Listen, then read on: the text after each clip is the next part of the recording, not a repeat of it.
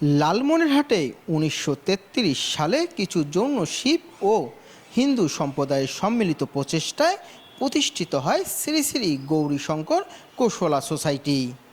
এই দাতব্য প্রতিষ্ঠানটির নামে শহরের গোশালা রোড ও গোশালা বাজারের নামকরণ হয়।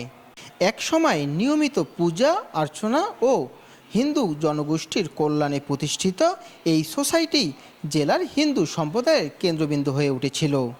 কিন্তু কালের বিবর্তনে আজ অস্তিত্ব সংকটে প্রতিষ্ঠানটি।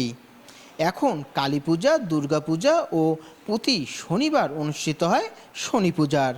তবে জায়গা সংকলনের জন্য ভক্তদের পড়তে হয় নানা সমস্যায়। এখানে গোশালা সোসাইটিতে আগে অনেক রকম পূজা হইতো। শনিবার করেই শুধু শনি পূজাটা করা হয় এখানে, আর তাছাড়া অনেক পূজা হয়।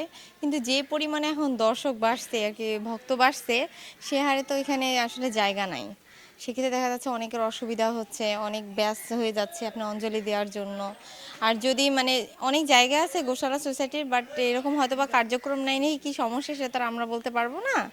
তো সেই ক্ষেত্রে আমাদের মনে হয় যে যদি এরকম কিছু ব্যবস্থা করতো বা ওই জায়গাটা মন্দিরটা একটু বড় করতো, তাহলে হয়তো ভক্তদের জন্য সুবিধাই হতো।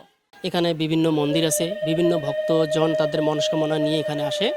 তা প্রতি শনিবার করে এখানে শনিদেবের পূজা অর্চনা ব্যাপক আকারে হয়, কিন্তু ভক্তের সমাগম অনেক বেশি হয়।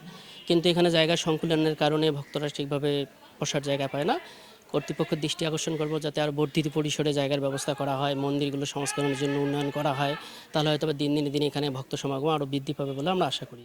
তা আমাদের এই গৌরীশঙ্কর গোশালা সোসাইটি এটা হিন্দু সম্প্রদায়ের ঐতিহ্যবাহী প্রতিষ্ঠান। এখানে আগে অনেক কিছু মেলা, পূজা পার্বণ, তারপর রাস মেলা, তারপর জগদ্ধাত্রী পূজা, কীর্তন, অনেক হাজার হাজার লোকের সমাবেশ হইতো। এখন অর্থাভাবে আমরা এই অনুষ্ঠানগুলো করতে পারতেছি না। গৌরীশঙ্কর গোশালা সোসাইটি লালমনিরহাট জেলার সনাতনীদের একটা প্রাণকেন্দ্র, ধর্মীয় প্রাণকেন্দ্র। এখানে আগে অনেক পূজা হয়েছে, এখন অনেক পূজা হয় না। তবে শনিদেবের পূজা হচ্ছে, শ্যামাকালীর পূজা হচ্ছে এবং রাধাকৃষ্ণ পূজা হয়, শারদীয় দুর্গা উৎসব হয়। এর আগে আমাদের এখানে রাস মেলা হতো, সে মেলা এখন নাই।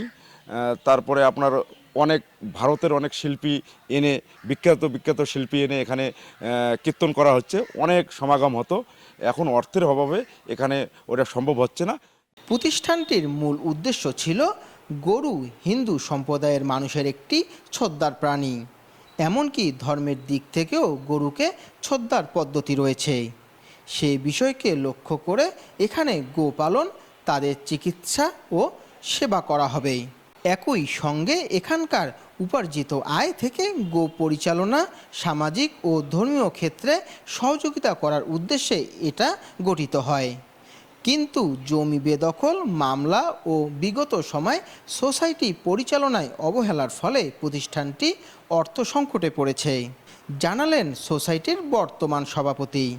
স্বাধীনতা পরবর্তীকালে এই সোসাইটিটির বিভিন্নভাবে এটির মামলা মোকদ্দমা এবং বেদখলের কারণে এবং তৎকালীন সময়ে যারা এটা পরিচালনা করেছেন তাদের অবহেলার কারণে এটিকে এখনও একটি সুন্দরভাবে এটা গড়ে উঠতে পারে নাই।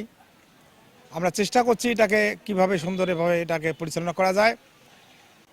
আরও দুর্ভাগ্যের বিষয় যে তৎকালীন সময়ে 20 টাকা থেকে 50 টাকা ভাড়া তারা দিচ্ছেন ম্যাক্সিমাম দোকান, এবং 15-16টি দোকান মাত্র 300 থেকে আমরা 500 টাকা ভাড়া পাই, যা দিয়ে আমাদের প্রতি মাসের যেটা উপার্জিত আয় সেটা হচ্ছে প্রায় 16,500 টাকার মতো। এবং আমাদের যে বাইরের যে আবাদি জমি আছে, পুকুর আছে, সেখান থেকে বাৎসরিক একটা আয় আমাদের হয়, সেটা হচ্ছে 1,25,000 টাকার মতো। এই আয় দিয়ে আমরা এখানে সারা বছরে পূজা পরিচালনা করি। যেমন এখানে দুর্গা পূজা, কালী পূজা, তারপরে শনি পূজা, গোষ্ঠাষ্টমী থেকে আরম্ভ করে যতগুলো পূজা আছে আমরা এগুলো পরিচালনা করি। একই সঙ্গে এই যে গরুর খাবার বা গরু রাখালের বেতন, আমাদের এই চাহিদা পূরণ হয় না। আমরা যারা সদস্য রয়েছি বা কার্যনির্বাহী কমিটির যারা আমরা সদস্য রয়েছি, তাদের নিজেদের আর্থিক সহযোগিতার মাধ্যমে আমরা এই বিষয়গুলো আমরা পরিচালনা করি, যেটা ঘাটতি হয়। এইটা আমরা খুব সংকটের মধ্যে আছি। দাতব্য এই প্রতিষ্ঠানটির নামে জমি রয়েছে 13.85 একর। যার মধ্যে বেদখল 1 একর, মামলা চলমান 2.79 একর, আর বাকি জমির উপর রয়েছে 90টি দোকান, একটি বিদ্যালয়, মন্দির ও নিজস্ব প্রতিষ্ঠান। ডেস্ক নিউজ, লালমনির চিত্র।